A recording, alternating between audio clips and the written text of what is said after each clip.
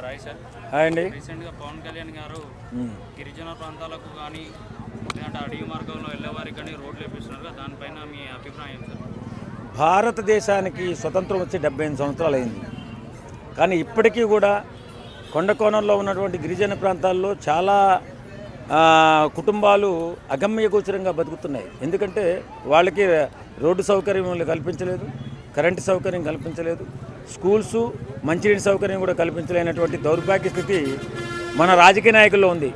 కానీ ఈ మధ్యకాలంలో కొత్తగా వచ్చినటువంటి పవన్ కళ్యాణ్ గారు అది గుర్తించి చక్కగా చాలా గ్రామాలకు రోడ్లు వేసి కరెంటు సౌకర్యం కల్పించి అలాగే మంచినీటి సౌకర్యం కల్పించి వారు కూడా మనలాగే చదువుకోవాలని, వారు కూడా మనలాగే గౌరవంగా బ్రతకాలని, వారికి విద్య అందుబాటులోకి రావాలని స్కూల్స్ కట్టించి ఇన్ని అద్భుతమైన కార్యక్రమాలు చేస్తున్నటువంటి పవన్ కళ్యాణ్ని ఈవేళ దేశమే చాలా గొప్పగా కీర్తిస్తుంది.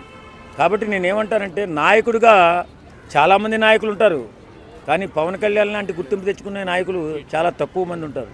కాబట్టి నేనేమంటానంటే, మీరు బాధ్యతతో పనిచేస్తున్నప్పుడు, ఎవరైనా ఒక బాధ్యతతో మంచి పని చేసినప్పుడు అభినందించడం, హర్షించడం మనం నేర్చుకుంటే భవిష్యత్తులో ఇంకొంతమంది నాయకులు ఖచ్చితంగా మనకు అభినందనలు వస్తాయి అనే ఆలోచనతో అయినా ముందుకు వస్తారు.